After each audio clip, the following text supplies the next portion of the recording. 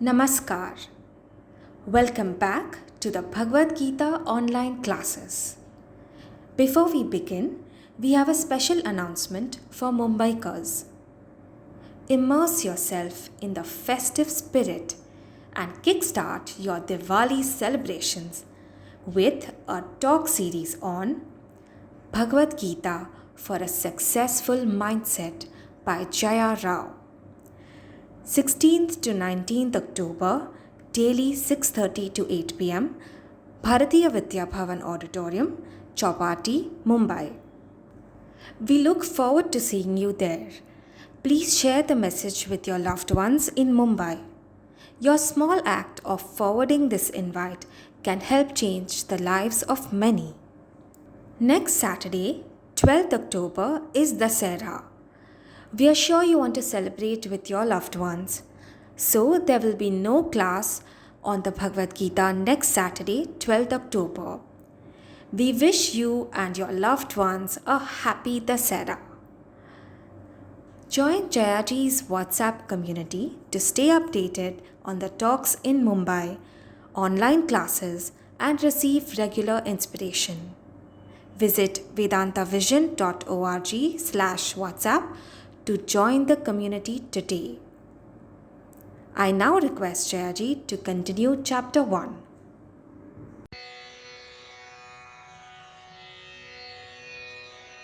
ॐ सहनाववतु सहनौ भुनक्तु सह वीर्यङ्करवावहै तेजस्विनावधीतमस्तु मा विद्विषावहै ॐ शान्ति शान्ति शान्तिः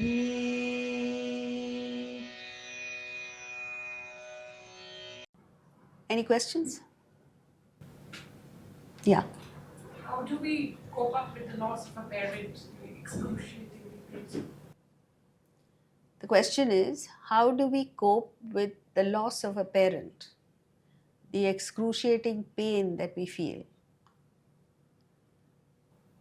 With the understanding that life and death are a part of life, right? We know that. But we find it difficult to face when we are attached to the person. So it's like this, you get attached to anything means you become one with it.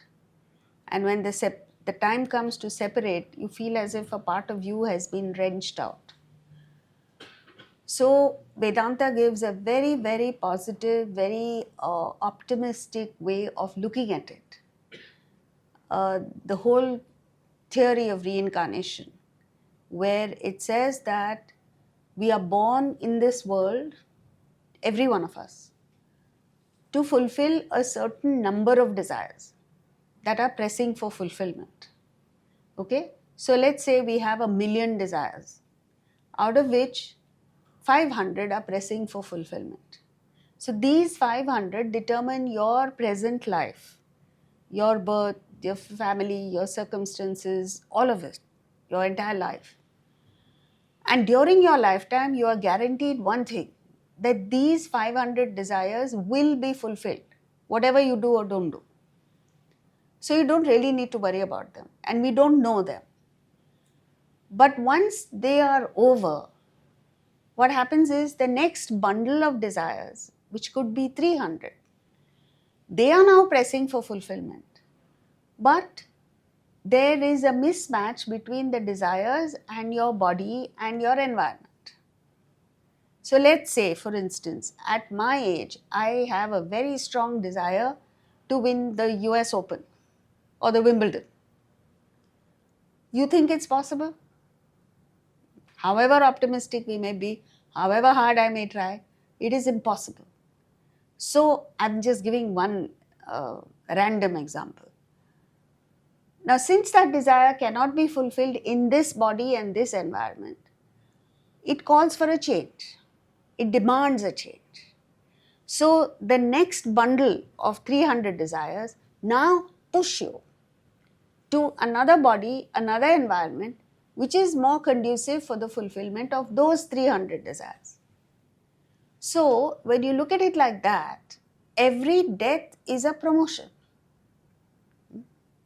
Because you move to a better environment that suits the fulfillment of your desires, number one. Number two, it is demanded by you, not consciously, but that's how it happens. Now, if you were to hold back the person, if it were possible to hold back the person, it would be extremely frustrating for the person to hang on here just because we want. So it's actually, if we truly love them, we need to let go and graciously let go with all our love, affection and dedication. That we might say that let me do good in this world so that the result of it may go to my parent, wherever he or she is going. So when you change from grief to dedication, then you no longer feel the sorrow. The pain goes away. It takes time. So one is your effort at gaining the knowledge, becoming more positive, remaining engaged, dedicating or starting something afresh in the name of your parents. May not be publicly, but within you. And viewing it from a positive viewpoint, then you're actually helping the person move on. See, if you hang on and grieve, you're preventing the person in a way from moving. So, whichever way you look at it, even if you think that it is a finality, you don't believe in rebirth, that it is a finality, the person has gone. Now you have no option but to move on, pick up the pieces and move on. And nature gives us an opportunity, nature helps us in this, because you see, with time, the pain gets less and less. And if you don't do anything stupid, within a year, the pain is gone, the memories will remain. Your remembrance of the person will remain, but that sting will go. In fact, it goes well before a year, if you have that strength and understanding. And a really spiritually evolved person, Krishna says in the second chapter, there is no room for grief in life. The wise grieve neither for the living nor for the dead. It's a very, very optimistic and very positive attitude towards death. No other culture has this. Any other question? If, say, a person is, say the 500 desires have pushed him, to be born in a certain life and to fulfill those desires, now why would someone choose to be born in a slum or born handicapped in some way? How would that desire, Okay. Do you understand? Okay. The question is, if that be so, then if it is so that you yourself determine your movement, then why would a person be born in the slum? Why would a person be born handicapped? So on and so forth. See, if you understand the parallelogram law for forces, physics, it says an object O, if it is subjected to two equal forces, one horizontally, the other vertically, both equal forces, in which direction will this object move? At 45 degrees. But at 45 degrees, there is no force acting on the body. Then how does it go in that direction? Because that direction, 45 degrees, is the resultant of the horizontal and the vertical. So, that clearly explains your question. Yes, nobody wants to be born poor. No one wants to be handicapped. No one wants to be a loser in life, you know. But the resultant of all your actions put together pushes you in that direction. So it is you in the end that has determined this movement. You may not be aware of it, but the truth is that every action has an equal and opposite reaction. Physics says that, Vedanta says that. So you must be acutely aware of every thought that passes through your intellect, every emotion that you entertain, every action that you perform. Make sure that your thoughts are positive, your emotions are loving and not hateful, and your actions are unselfish and not selfish. Then how to control your thoughts? Like, Yeah, one sec. what- See, now this has become a discussion. So we'll talk about it some other time. I've answered your question. We'll move on because we have this. So one of the most important aspects of life is how do you feel towards your fellow beings? Because in that lies how we feel in life. Now, nowadays, loneliness has become a very real problem. Partly because people are physically alone in the West. One person lives in one apartment. One person drives one car. And so actually, if you look at life there are people who have very few friends. And with social media and all that, whatever little social interaction there was, that has also gone. Even here, before WhatsApp came, you would pick up the phone and call a person, speak to the person. Now you just send messages. It's far more impersonal than actual calling.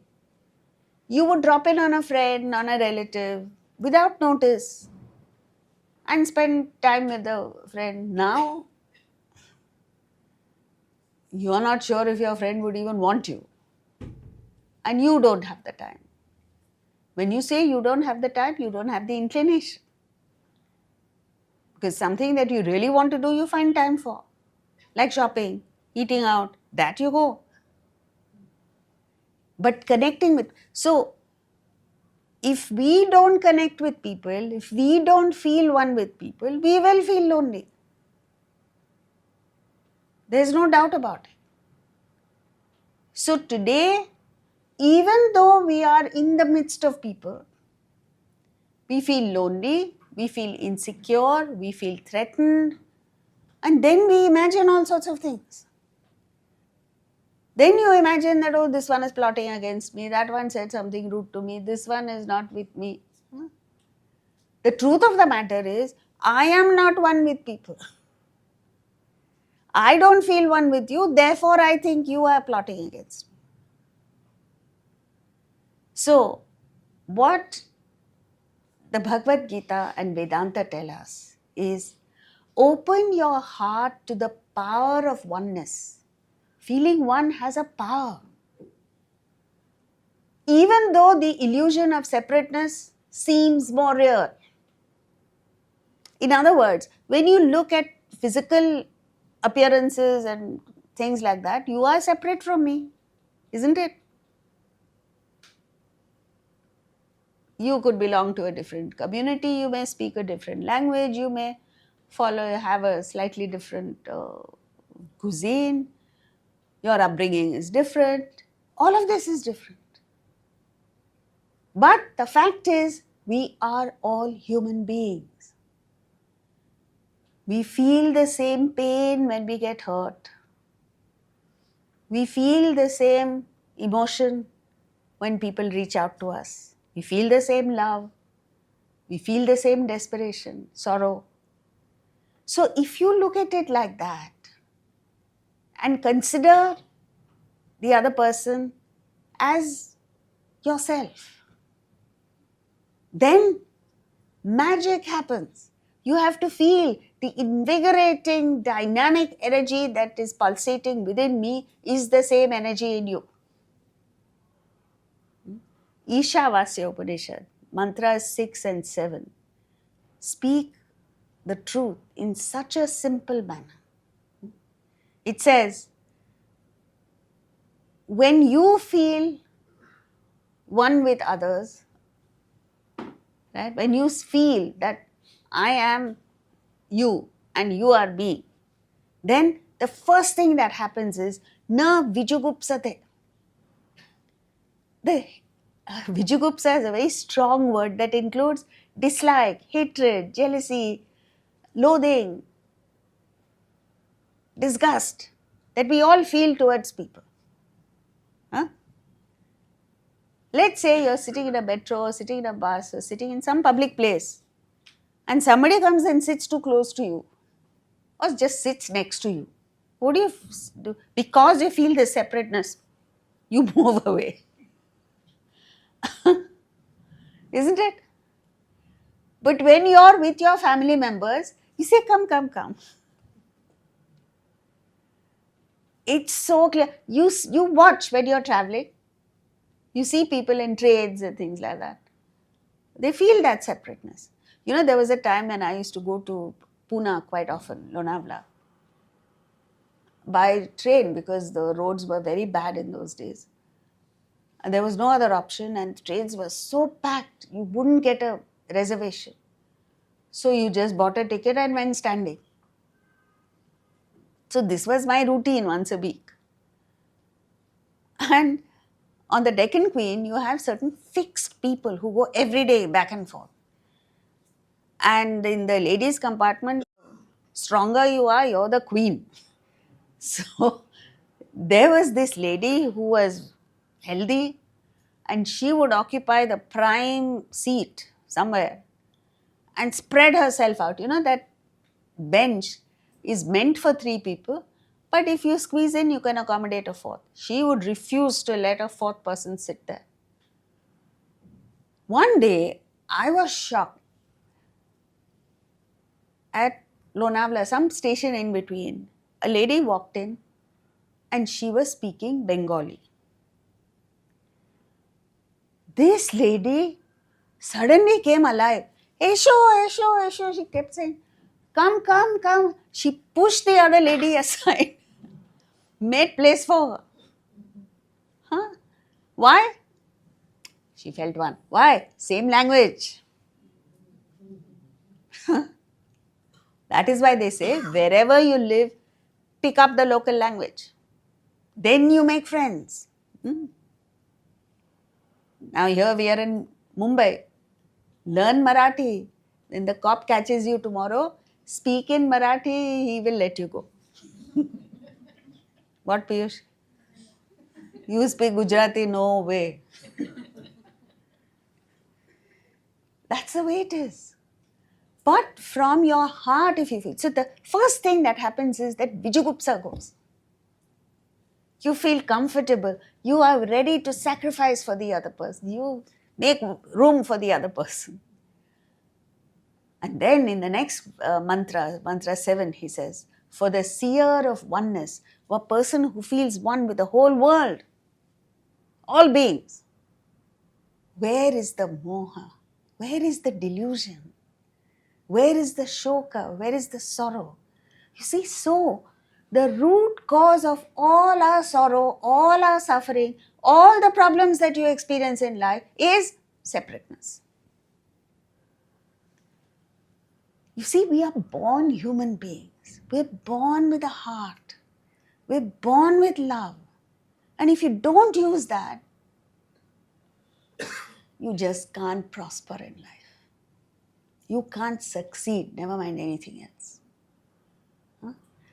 For you to succeed in your work, you have to work with people, like interact with people. Your driver, your workers, your this, that. If you don't reach out to them, if you genuinely don't feel for them, don't put on a show, please. Hypocrisy doesn't work. See, it works with animals. Is there anyone here who has a pet dog? I've noticed that when, let's say you invite a few friends over to dinner, your friends don't know that you have a dog. So the first person who walks in happens to be a dog lover. She walks in and see how your dog greets the dog lover. That your friend doesn't know the dog has never seen your friend. But the dog goes towards your friend, wags his tail furiously, licks him, jumps on him. It's as if he's hugging and kissing him. How does he know? How does the dog know that your friend is a dog lover? Just knows. The second friend who comes in is afraid of dogs. Now watch the fun. The same dog, minutes later, now growls, snarls, and goes menacingly towards your friend, barks. Your friend, as it is afraid of dogs, she gets a heart attack. This is the difference.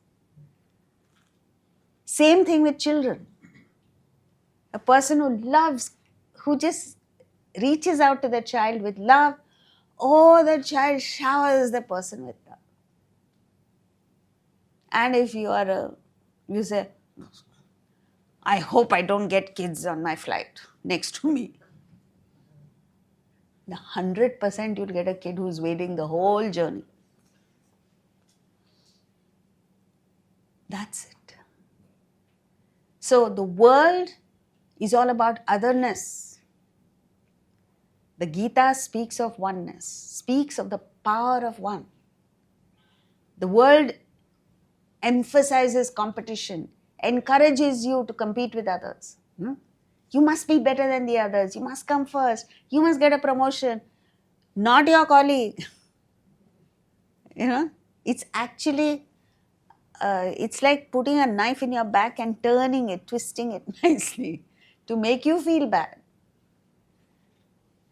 The Gita speaks of cooperation. The world is all about one-upmanship. Which car do you have? You have a Maruti? I have a Honda City. This is the reason behind designer bags and what is it called? Limited edition stuff. Then you become limited. Correct word they use. The Gita speaks of harmonizing. And so, the world creates discord. It thrives on discord. Whereas the Gita speaks of accord.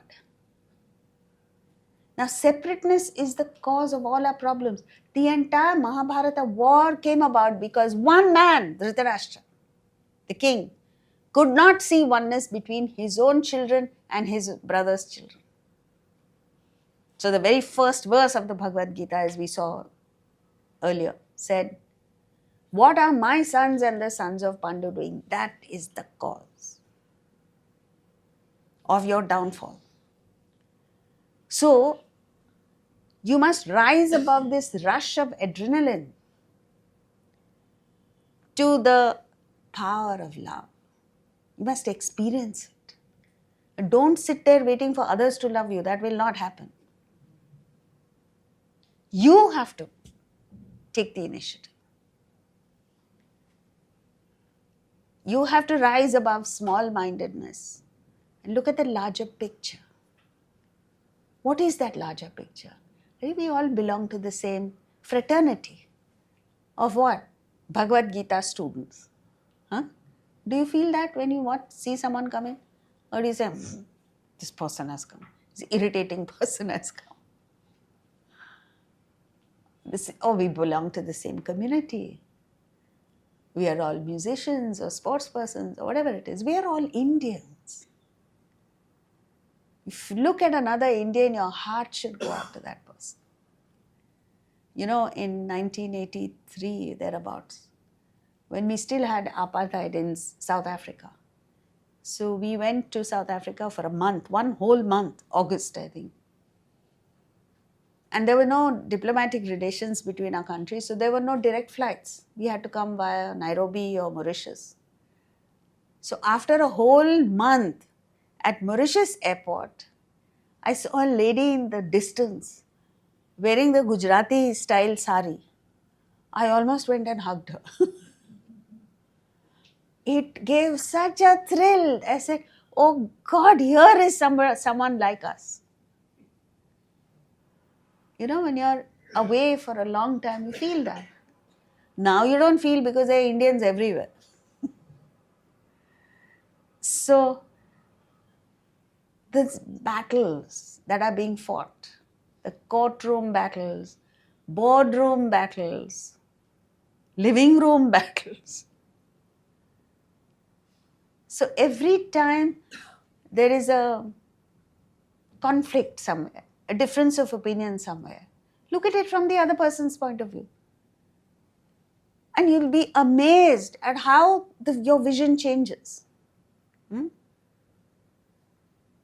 But everyone digs his heels in and says, my will be done. It's not going to happen. You must take the stand, thy will be done. Thy will means God's will. So, see, this is how after independence, all the states in India became one. Sardar Vallabhbhai Patel did a magnificent job. He went and convinced every king that you cannot exist alone by yourself. You must be part of India. And what a fantastic result has come about. So, at a time when we're thinking of globalization, at multiculturalism, where sometimes one multinational has employees from 72 countries. There's one company that invited me to speak in London a few years ago. They told me they have, in that room where I was speaking to them, they had people from 72 different nations. How do you bring them together to work as one? No? It is ignorance that causes the differences. See, your senses see diversity, you're fair, you're short, you're tall, you know. Knowledge sees oneness. So it's so important to gain knowledge. Knowledge reveals the unity among us. The wise see the differences. It's not as if a Mahatma doesn't see a difference between the chair and you. Sees differences, but understands oneness. Whereas we, ignorant people, we impose uniformity. You must speak my language, only then I love you. You must live like the way I do. You must eat the food I eat. If I'm vegetarian, you must be vegetarian. Only then I'll accept you. If I'm non-vegetarian, you must be non-vegetarian. What kind of... There will never be uniformity. We impose uniformity and create differences. So, see, the fact is there are differences. You see differences. How do these differences come? Again, physics helps us. If you pass a ray of white light through a prism, what do you see? 7 colors. That one ray of white light refracts into 7 distinct different colors.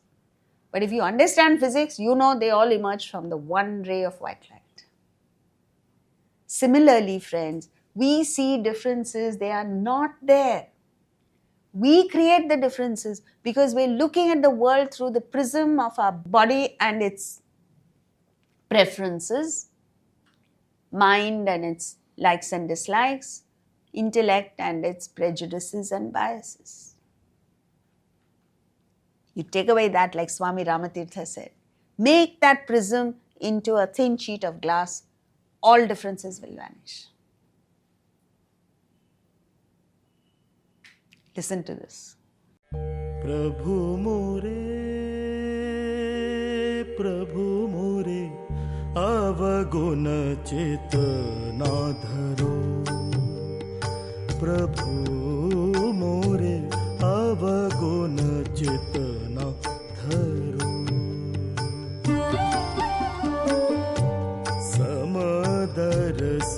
प्रभु नाम तिहारो समदर्शी प्रभु नाम तिहारो चाहे तो पार करो प्रभु मोरे अवगुण चित न धरो. So this is Surdasa's composition. It's a beautiful composition. But the background to this is Swami Vivekananda was traveling. And he happened to be in the court of a Maharaja. And in those days, they used to have entertainment, musicians, dancers, who performed every evening. And a lady came and was about to start dancing when Swami Vivekananda got up and said, I am a Swami and I can't watch this. So he was walking away. It turned out that the dancer was a deeply spiritual lady. And she was so upset that Swamiji was not witnessing her dance. So she sang this bhajan, saying, Avaguna chittana dharo, don't look at my faults. Samadarsi hai naam tiharo. You are supposed to be samadarsi, equal-minded in your approach. And Swami Vivekananda heard this and realized his mistake. He went back and apologized to the lady and sat through the performance. So, if this is it, anytime you see differences, anytime you get irritated with someone, anytime you see a fault in someone, you see, the thing is, it is not the fault that causes the conflict. Because if the same fault was in a person you love, would you view it like that? How does a mother view her children? I know a mother who has a rascal of a son. He's so mischievous, he gets into trouble with all the teachers in school. Every week the parents are called to school to complain about something that the son has done. But when you talk to the mother, she will talk as if, my son is so good. Huh? How does that happen? Because where there is love, you know the faults, but you don't focus on them. You view them differently. The mother views his pranks as mischief. And mischief is intelligent. She says, Krishna was mischievous. It is true. So, you must understand that if you say, oh, I don't like you because of this reason, that is not the reason. It is because you dislike the person. It is because you have no love for the person that you are eloquent in listing the faults. So at least within yourself you must understand the truth, right? Isn't it? And when you change your attitude towards the person, you may not say a thing. That person changes. At least that person's behavior towards you changes. Person may not change. It's not possible to change. Including brother-in-law. Any in-law. So that is the thing. So the benefits of oneness are that you see the best in them. And then you get amused by the faults. Yeah? There is a... So when you see someone behave in a selfish way, it puts you off. That putting off also should not happen. No. You must understand that the selfishness puts you off. Not the person. See, I was about to say that. When a man truly loves his wife, he knows that the wife is a gossipy person. She manipulates, she's nasty to people, all of that, and petty-minded. So every time the wife complains that the maid is like this, He's just amused by it. He's not, he sees it as a negative quality, but he's amused by it because he can't do anything. You can't change the person. You can only feel compassion for the person because that person is suffering. The wife is suffering, na? So will it help to say that they are perfect in their way? No. You say, I love the person with the faults. If the faults amuse you, you're just, you laugh about it. Huh? It's a tough one. It's tough, but it's possible. Yeah, it's possible. In fact, you're doing it already. You're doing it with the people you love. It's not that the person you love is perfect. Can you say that? No. The person has faults. I just saw an interview of a lady whose husband was an alcoholic. She was describing what happened, the turning point in the husband's life. She said, I was in London and he was smelling bad. He was drunk. Now, all this is not positive. She doesn't think it's positive. But she's with him. So, one second. Let me just complete this. So, when you see the best in others, when you love the person, you see the best in others, you know the faults, you may even try and help, but you're not affected. That is the thing. Because you understand that I have faults and I'm not able to overcome them, I'm suffering. Similarly, this person has faults. She is suffering. So she doesn't deserve my disgust or hatred. She deserves my compassion. Yeah, your question. But ma'am, sometimes it happens so that when we see that that person is not behaving well with others, and we know we love them, but then sometimes we are in pain when we see them behaving very badly with others. So at that time, do we correct them? And that is the way we show compassion. Yeah. See, your question is, you see a person you love who's being nasty to somebody. Let's say your husband, I don't know, I'm just saying, your husband is nasty to servants. And that's not a nice thing. You can't correct the person. Because if you say anything, he'll do worse. There's a gentleman here in Mumbai who, this is a fact. At the end of every month, the wife would pay the salary to the staff at home. And after a day, he would call all the staff members and give a certain amount to them, each of them. And they would say, oh, Mem Saab ne diya hai pagar. So he would say, no, what she is given is your salary. What I'm giving is to compensate for the nastiness that she has given you. So you compensate in other ways. I don't necessarily mean money. When you know there is a wrong happening, you can always compensate by speaking a kind word, going out of your way to be nice to the person, just understanding, allowing that person to vent.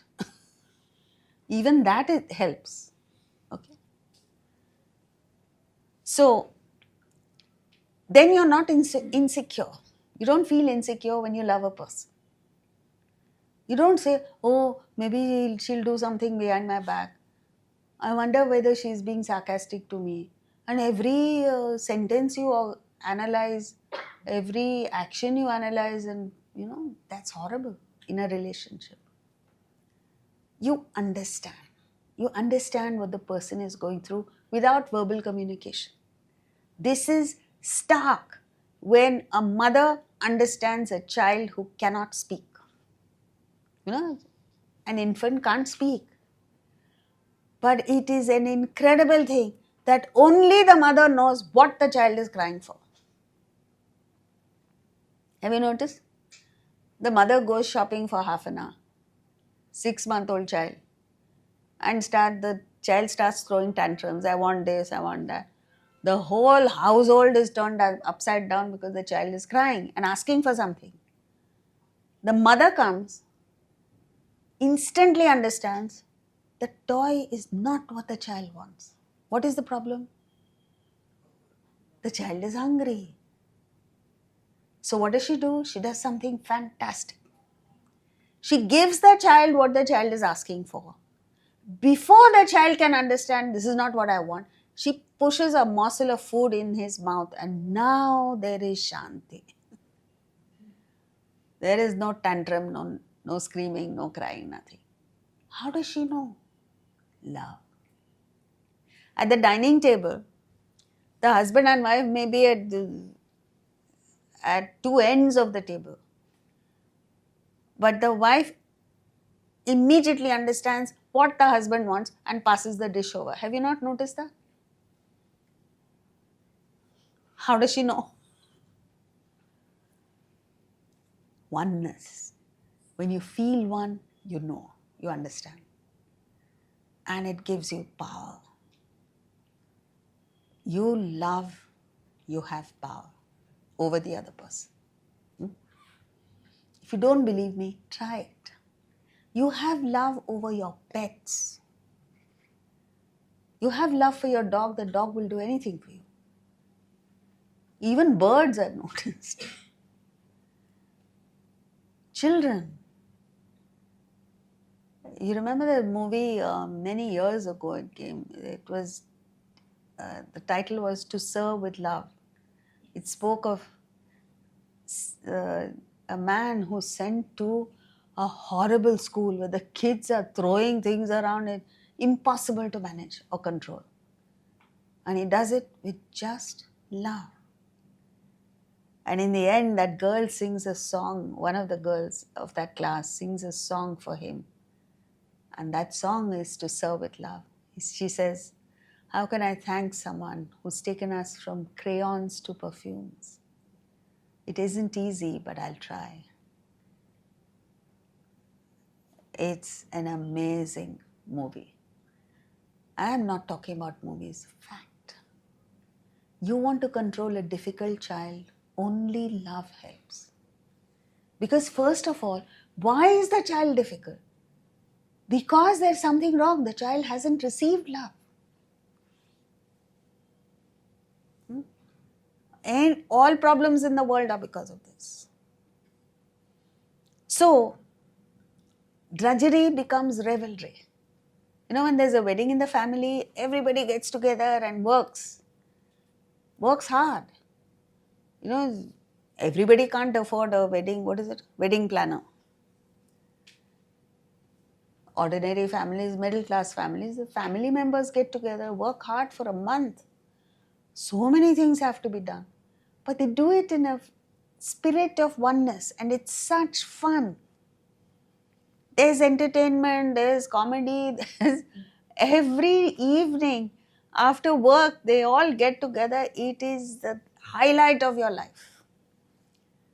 Much better than the wedding itself. So that's what it is. It makes for success because you build teams where everybody gets together and puts in their best. You're happy.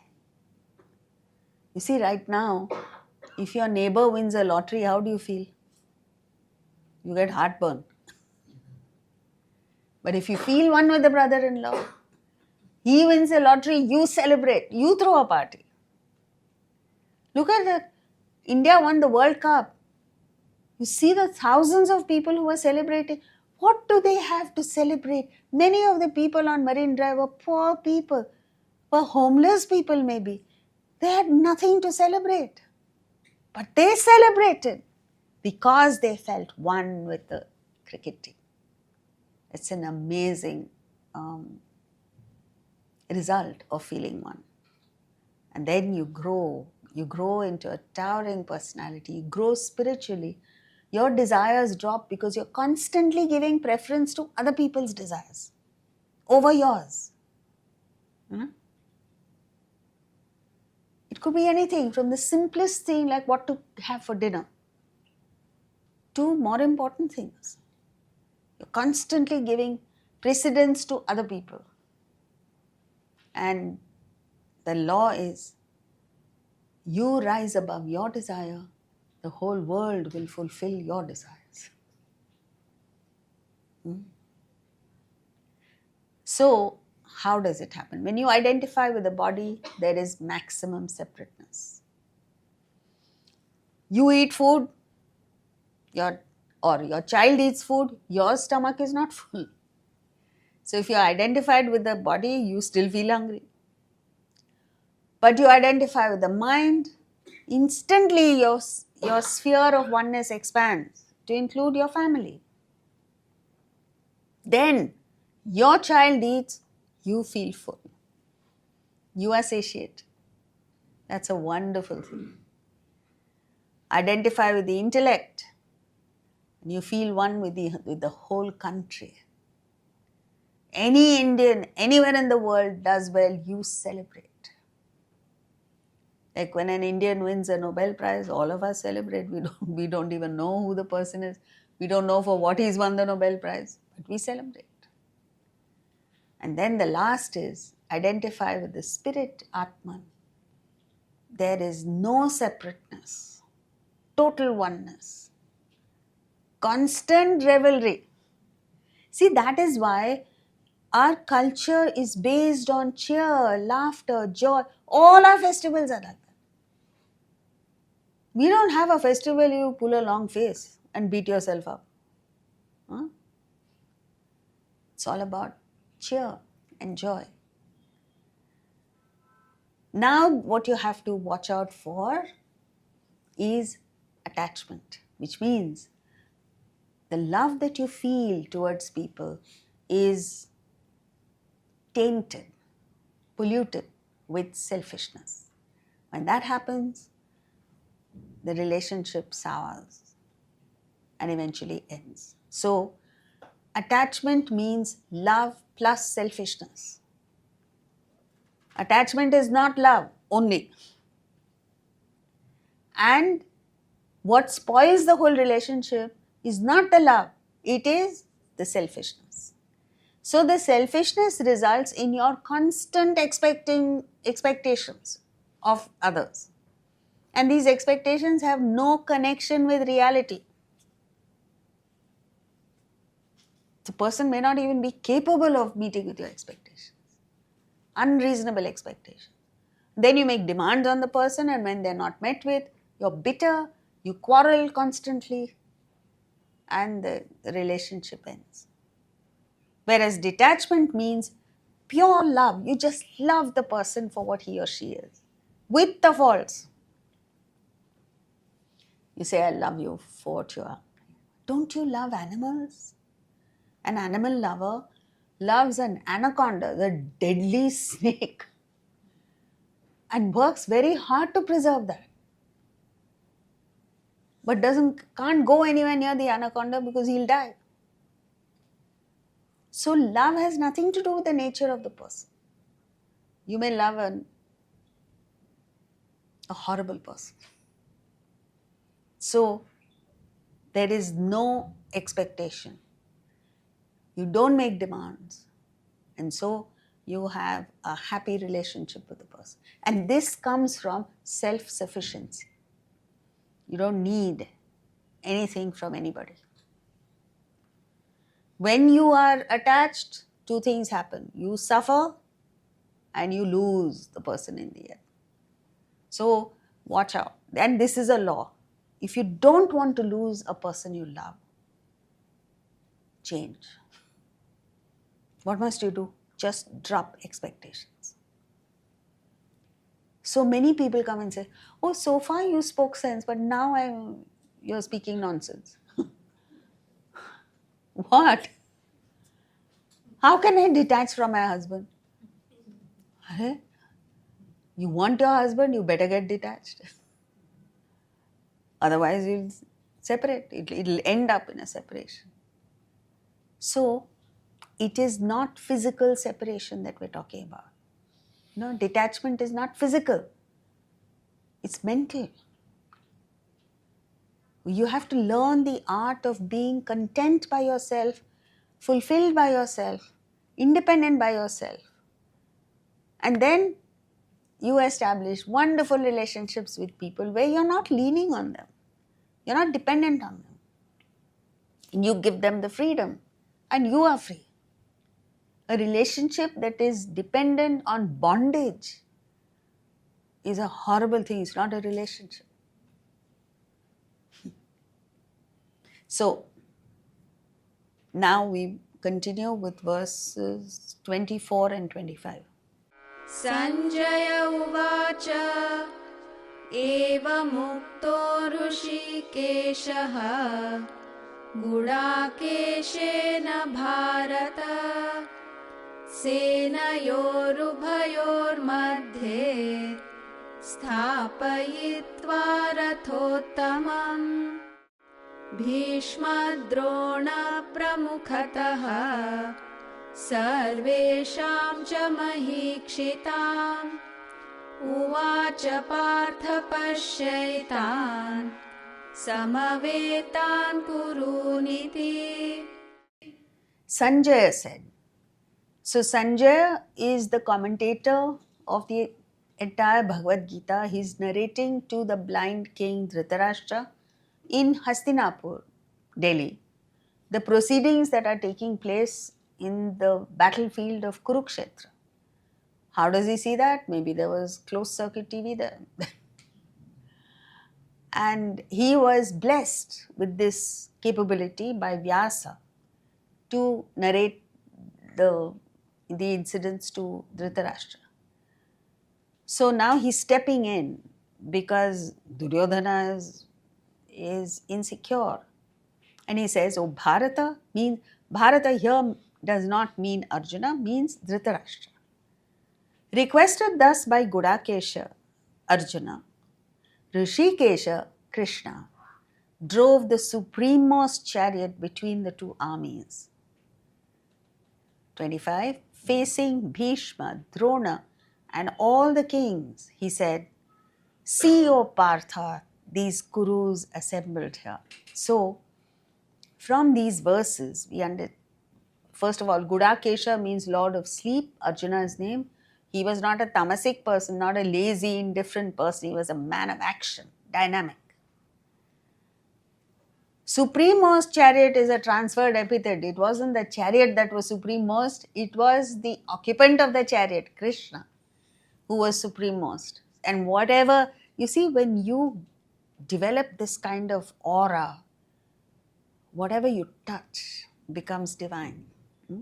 So the chariot is supremost, the horses are white, and there's poetry also in it, but it's the truth. Sanjaya throughout the Mahabharata is overawed by Krishna's personality. He just can't help expressing his admiration for him. So whenever he talks about Krishna, there's always that little touch of awe and admiration. So what he's saying is, Arjuna asked Krishna to take him between the two armies so that he may see those who have assembled here to please Duryodhana. So he's passing judgment and he's putting them down. Krishna knows that with this attitude he cannot win a war. So he takes him where? Bang in front of Bhishma and Drona, the two most wonderful personalities of that time, who happen to be in the Kaurava forces. What he wants to tell them is, what he wants to tell Arjuna is that they are not there to please Duryodhana. They're not there to please anybody. They are just doing their duty magnificently, wholeheartedly, knowing fully well that they're going to die. How? Why? Because Krishna is on the other side. And because righteousness is on the other side. So Arjuna, stop sitting there and passing judgment on people. You get up and do your duty. Fight. This is his message. So now what happens is, when you go between the two armies, is constantly, he repeats this in a few verses. Senayor ubhayor madhye. When you turn inward, when you look within and stand between your own positive and negative tendencies, means you objectively view your own personality. Then you see the kurus, means then you see your own faults. You see where you're making mistakes. You see where you're going wrong and you're able to correct it. But if you don't look at yourself objectively, you continue with the same feeling that, oh, I am the best and everybody else is a fool. Now you can think that, but the problem is that you will not improve. You won't become a better human being. So Krishna's first lesson is, he takes the chariot before Bhishma and Drona, who were not there to please Duryodhana. Bhishma was the Pitamaha who gave up the kingdom for which these guys are fighting. What a personality, what a, his name was something else, Devavrata. But after he took the vow, the supreme sacrifice he made for his father, who just happened to have fallen in love with some fisherwoman. Look at that. He could have taken the stand that, oh, father's an idiot, so why should I bother? He went and asked the fisherwoman's father, why are you not giving your daughter's hand to my father? He's the king. He said, because you will be the king after him. I said, okay, I give up my right to the king. So when he said that, you will give up your right, but what about your children? They'll have the right. So at that moment, he takes that mighty vow and says, I promise you, I will not get married. So there's no question of children. Who will take over the kingdom? And when he took that vow, they say the heavens opened up and called him Bhishma, the terrible vow that he's taken. Right? So he takes him before him and he says, follow his example, Arjuna. Dronacharya was the guru who taught these guys archery. He had no stake in that battle whatsoever. 26 and half of 27. तत्रापश्य स्थितान् पार्थः पितॄनथ पितामहान् आचार्यान् मातुलान् भ्रातॄन् पुत्रान् पौत्रान् सखींस्तथा श्वशुरान् सुहृदश्चैव सेनयोरुभयोरपि.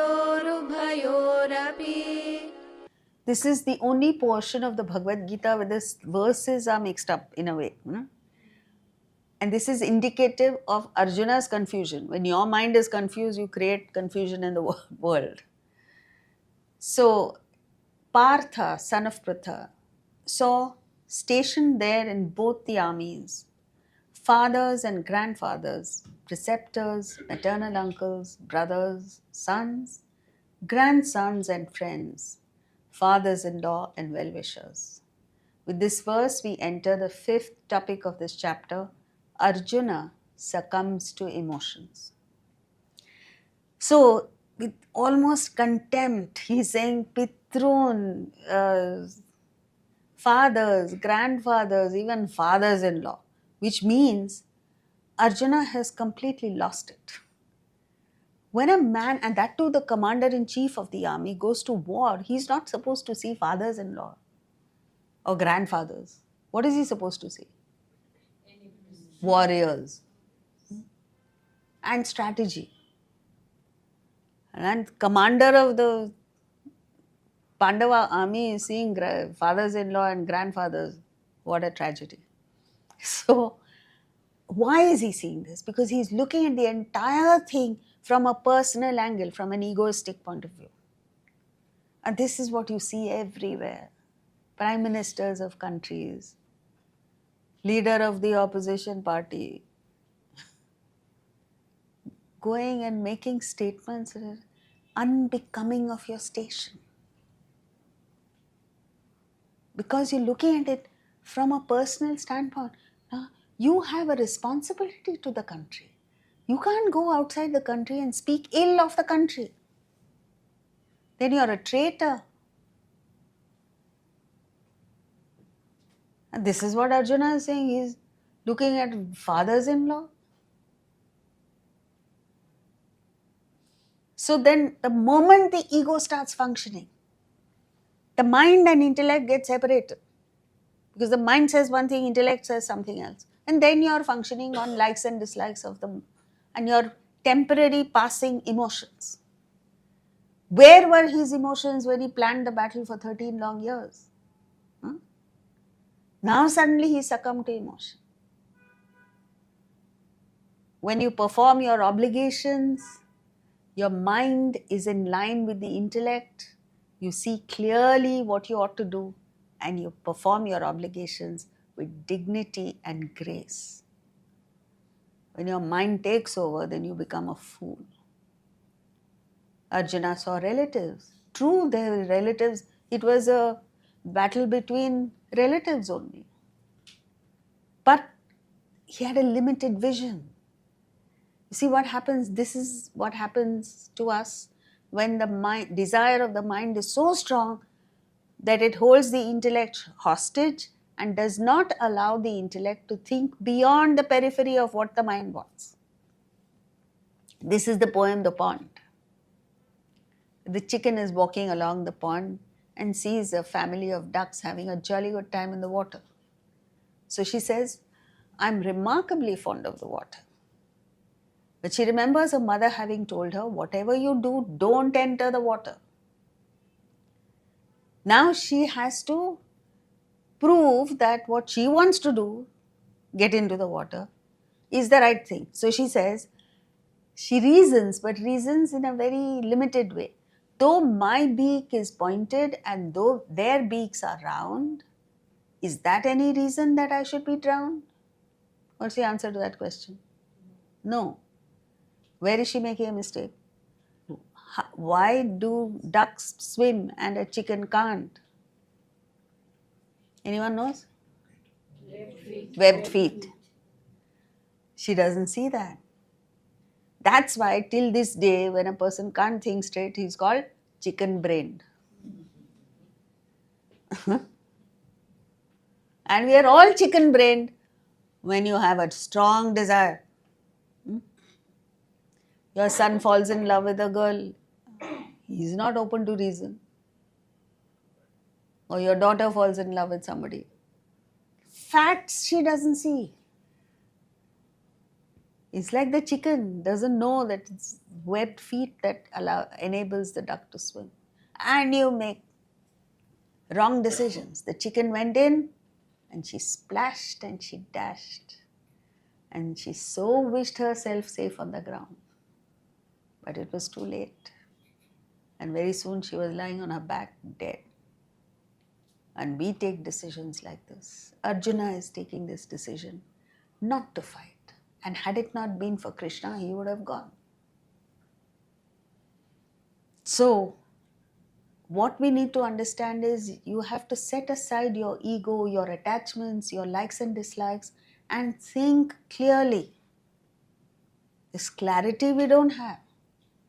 So, until you develop your clarity, at least you must consult another clear thinker.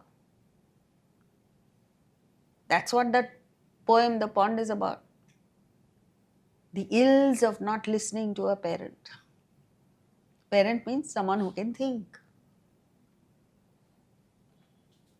27 and half of 28. Half of 27 and half of 28.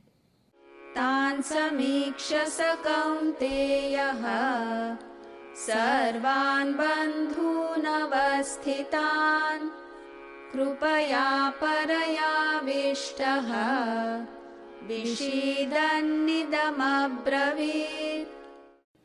Observing all the relatives stationed, he, son of Kunti, Kaunteya, spoke softly, overcome with extreme pity.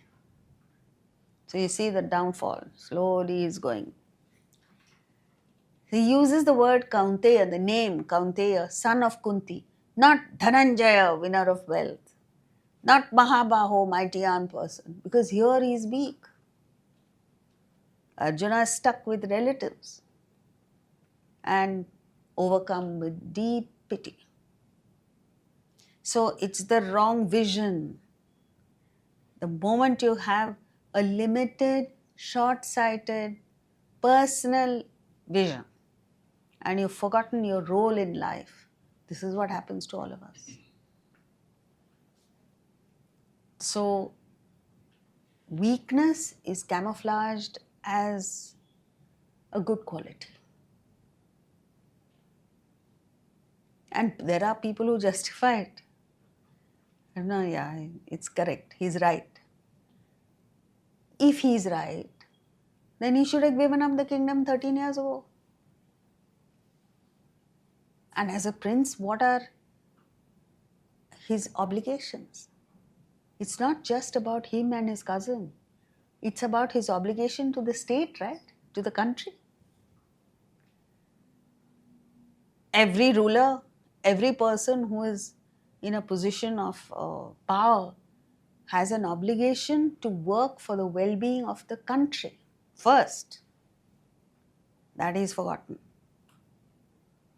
Now we take the balance of 28 and 29. Arjun उवाच दृष्ट्वेमं स्वजनं कृष्ण युयुत्सुं समुपस्थितं सीदन्ति मम गात्राणि मुखं च परिशुष्यति वेपथुश्च शरीरे मे रोमहर्षश्च जायते. Arjuna said, seeing my own people at close quarters eager to fight, O Krishna, my limbs weaken, my mouth is dry, the body quivers, and my hair stands on end. Who's saying that? Not a teenage girl. A mighty warrior, the commander-in-chief of the Pandava forces is saying this. What a tragedy. So, this indicates that the collapse is complete. He's totally incapacitated because of just surface emotions. One emotion is enough to destroy you. You must understand that. One emotion. And you know, when he says body quivers, mouth is dry, limbs weaken, it has repercussions on you physically. All kinds of things happen at the physical level. And then what do? You go to a doctor and take pills.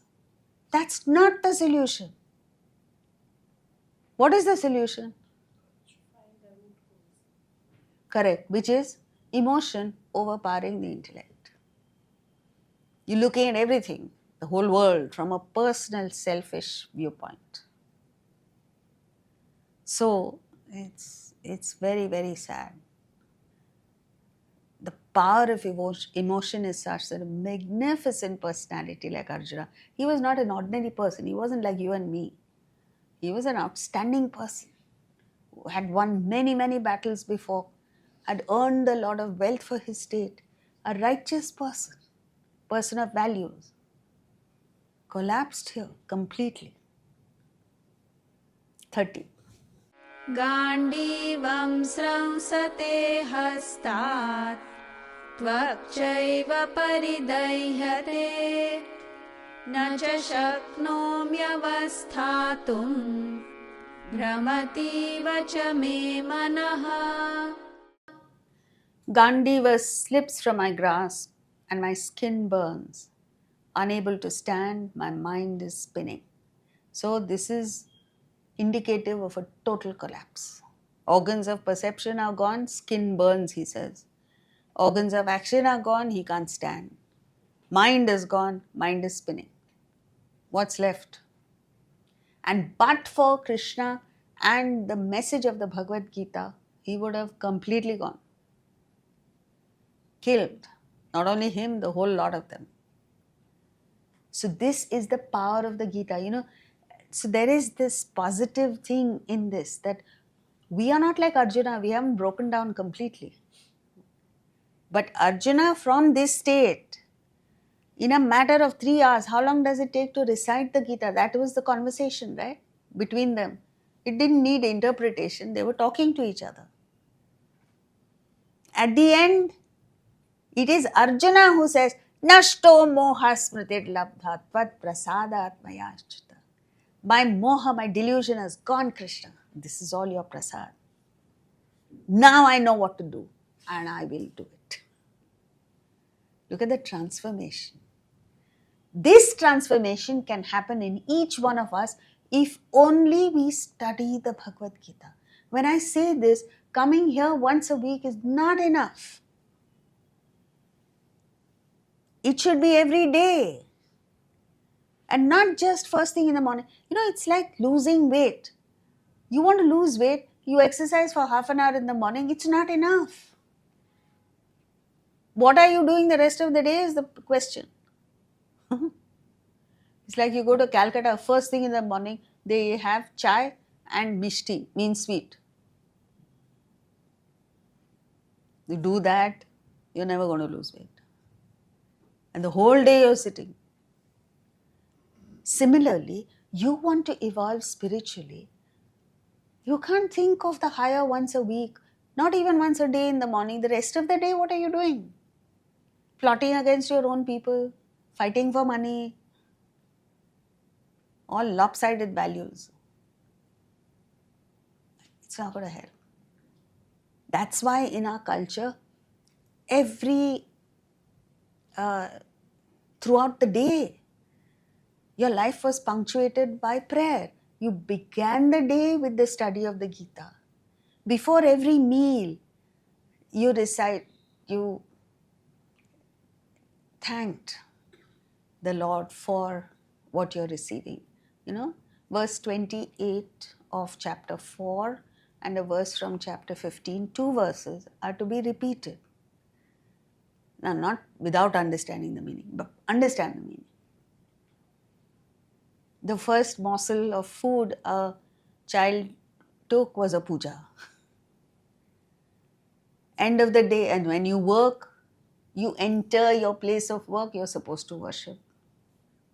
Only then start your business, right? Now they do it as a ritual, but from the time they wake up, they're only thinking of money. Did the stock market go up or down?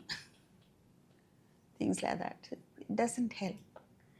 You've got to get your thought planted on the higher. Next.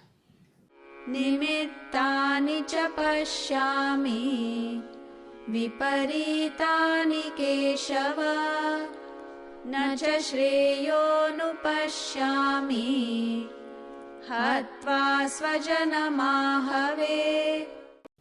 And, O Keshava, I see inauspicious portents, nor do I see any good in killing our own people at war.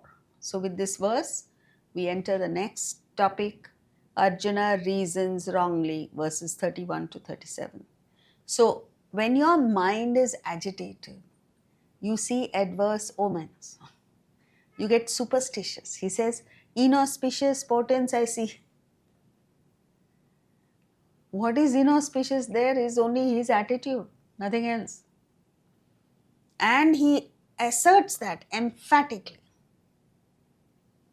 Who is he talking to? Krishna, who's an authority, who's realized at birth. That is another thing we succumb to. Mm-hmm.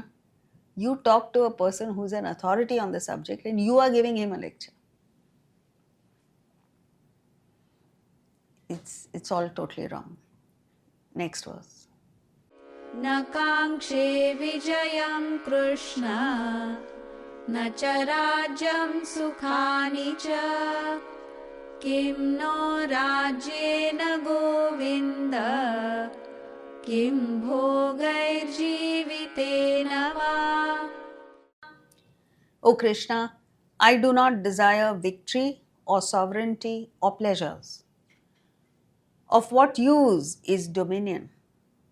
To what avail are pleasures or even life to us, O Krishna, O Govinda? So this is a typical case of what we call as false vairagya. You know, when your mind is agitated, when you're going through sorrow, like there is a death in the family, you have this false vairagya. You feel like giving up everything. You say there's no use. And our culture protects us from this. They say, don't take any action. Therefore, first 12 days, you're not supposed to do anything. That is not for the person who has departed. That is to protect you from this false vairagya. Arjuna is a noble person, no doubt. But he is not a sannyasi. He has desire for, what is he fighting the war for? Kingdom. He has desire for the kingdom, rajyam, possessions, sukhani, enjoyments, and he wants victory, he wants to be victorious. But at this moment, because his mind is agitated, he says, I don't want it. He's not telling a lie. He genuinely feels it. So this is what happens to us when you go through extreme sorrow, like a death or extreme loss. What we should understand is don't act on it because it's temporary. It'll pass. Your original nature will come up again. See, your nature doesn't change so fast.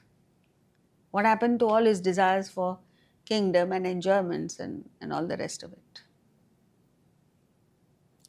We'll end for today, but there's good news for all of us. For Mumbaikars, we will be having a series of in-person talks at the Bharati Vidya Bhavan on Bhagavad Gita for a successful mindset. In other words, if you want to achieve success, how does the Bhagavad Gita help? So please mark these dates, block these dates in your calendar and make sure that you attend, because this is called satsang. To keep the company of good thoughts and to keep the company of like-minded people in a group has power. It's called the power of collective goodness. That is why even universities, you enter a university, an old university like Cambridge University or Oxford University, there is the vibe that is there. That thousands of people have passed through that university and that has this aura of learning. Similarly, when all of us get together and discuss the Bhagavad Gita, it has a power of collective good. So experience that at the Bharati Vidya Bhavan, 16th to 19th October. And the details are on our website. You can learn about it and make a genuine effort to invite others. We will shortly be sending you the invite on WhatsApp. All you have to do is forward it. Thank you.